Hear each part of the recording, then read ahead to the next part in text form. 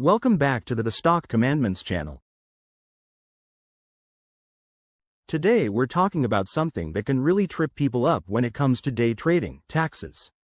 Now, I know what you're thinking: taxes? That sounds boring. But trust me, if you're into day trading, you need to understand how the IRS sees your gains and losses. Think of it like sports. You've got to know the rules if you want to win. Like Jay-Z said in Success, you ain't got nothing if you ain't got taxes. So, let's break it down.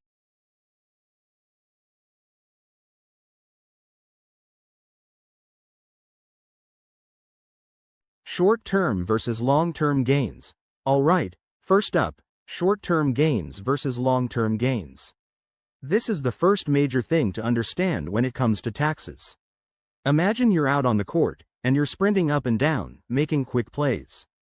That's what day trading is like: in and out of positions fast. When you're day trading, most likely you're holding positions for less than a year. That means any gains you make, that's short-term.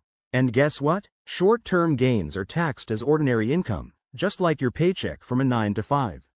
So, if you make $50,000 from day trading, you're looking at paying taxes based on your income bracket, which can be anywhere from 10% to 37%, depending on how much you made that year. It's like you're a rookie getting taxed at the same rate as the veterans. So, if you're making quick moves, you've got to remember that those gains could be taxed at a pretty high rate.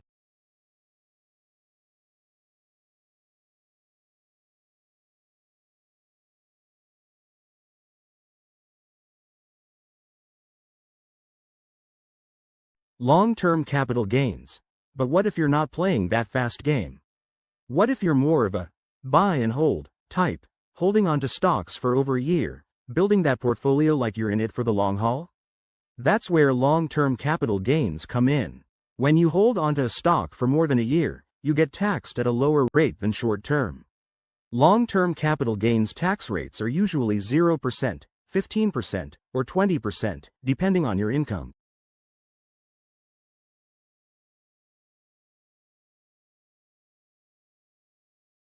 That's a huge difference. For example, let's say you sell a stock you've held for over a year and make $10,000.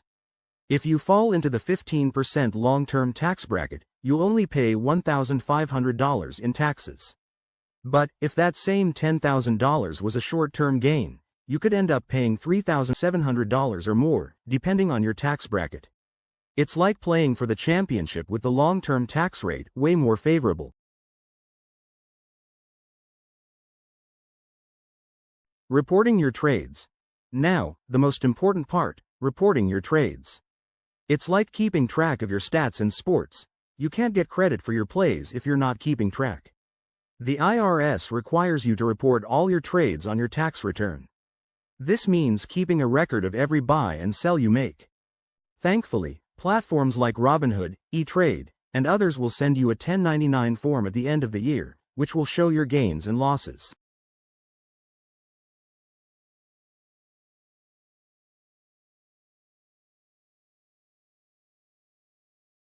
But here's the kicker. Even if you don't get that 1099 or you forget about a trade, you still have to report it. Failing to report your trades is like committing a foul and not owning up to it. The IRS might not catch you right away, but trust me, they will eventually. And when they do, it's not pretty.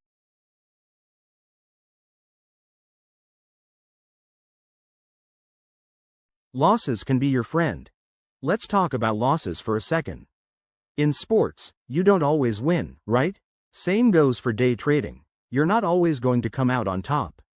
But here's where losses can actually help you out when it comes to taxes. If you lose money on your trades, you can use those losses to offset any gains you made, in a strategy called tax loss harvesting.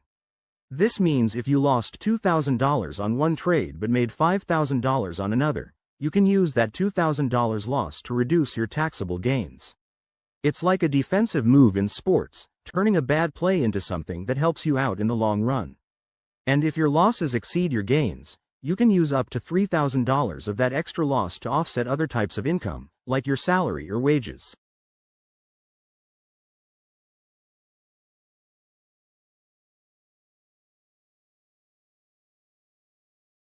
So, to sum it up, day trading can feel like a fast-paced game, but when it comes to taxes, you've got to know the rules.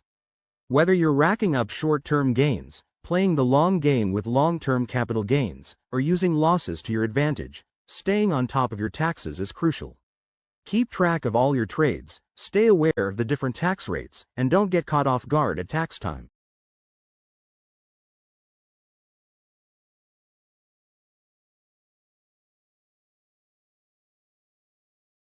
If you found this video helpful, don't forget to hit that like button, subscribe for more, and drop a comment below if you have any questions. I've got plenty more content coming your way. Until next time, keep trading smart, stay on top of your game, and I'll see you next time on the Stock Commandments channel.